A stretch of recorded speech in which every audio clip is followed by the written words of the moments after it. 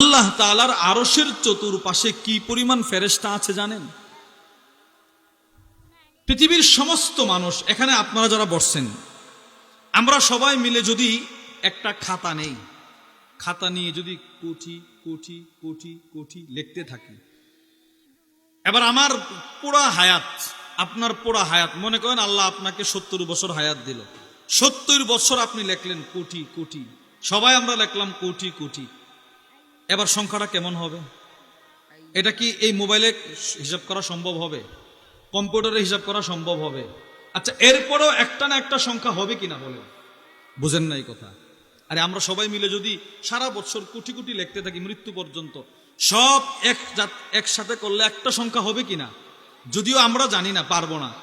আচ্ছা, এবার পৃথিবীর শুরু থেকে কিয়ামত পর্যন্ত সব মানুষ যদি মিলে কোটি কোটি লিখতে থাকে, আর সকলকে যদি নূহ আলাইহিস সালামের হায়াত দেওয়া হয়, 950 বছর হায়াত পায়া সবাই যদি কোটি কোটি কোটি কোটি লিখতে থাকে, 950 বছরের হায়াত শেষ, এবার সংখ্যাটা কি পরিমাণ হবে?